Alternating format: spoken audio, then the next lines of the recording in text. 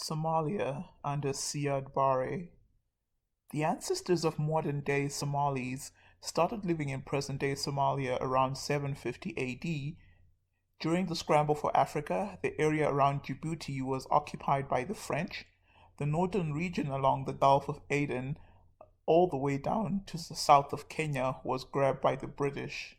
Throughout the 1930s and 1940s, there were many power struggles that shifted land ownership in that region several times. After the British forces defeated the Italians, they restored independence in Ethiopia and tried to unite all the Somali territories into a single state, but eventually they returned Ogaden to Ethiopia. In 1942, the Somali Youth League (SYL) was created with the intention to resist any moves to divide the country and eventually fought for its independence. The SYL won the 1964 election but was not able to effectively rule the country. And later in 1969 election, the president was assassinated. Major General Siad Barre led a coup and made himself the head of government. He dissolved the old parliament and arrested many of the leaders. Under Barre's leadership, the Supreme Revolutionary Council (SRC) adopted a socialist philosophy, and the country was renamed Somali Democratic Republic. As a result of that decision, they formed a stronger bond with the Soviet Union and worked to improve social welfare programs, literacy, and agricultural production.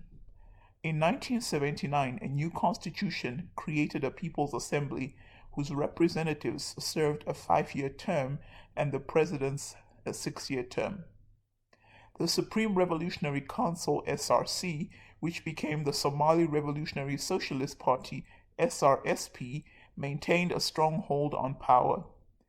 Somalia joined the Arab League in 1974, but still maintained strong ties with the Soviet Union, which continued to offer them military and economic assistance. When the Ethiopian monarchy collapsed, Somalia supported the Western Somalia Liberation Front (WSLF) and the Abo Liberation Front in Oromo in a bid to take over Ogaden. By 1977, they had launched a full-fledged guerrilla attack to take over Ogaden. However, this created tension with the Soviets, who at the time were backing Ethiopia. The tension ruined the relationship that Barre had with the Soviets, so he turned to the Americans. The Somali government turned to America as an ally, and in exchange, the Americans were allowed to set up a military base at the port of Berbera in exchange for economic and military aid. The Americans made a perfect ally because they were at odds with the Russians during the Cold War period. Ethiopia waged a counterinsurgency which supported Somali dissidents who waged a failed coup in April of 1978.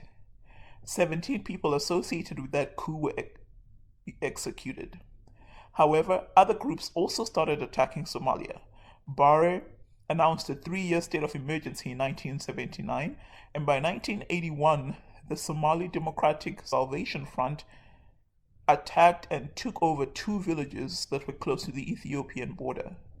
In 1983, the Somali National Movement started launching attacks against the government, but Barre undercut them by offering amnesty that was accepted by 200 members of the SDSF. He also signed a border peace pact with Kenya in 1984. And by 1988, Siad Barre had signed a pact with Ethiopia to abandon all the Ogaden insurgents.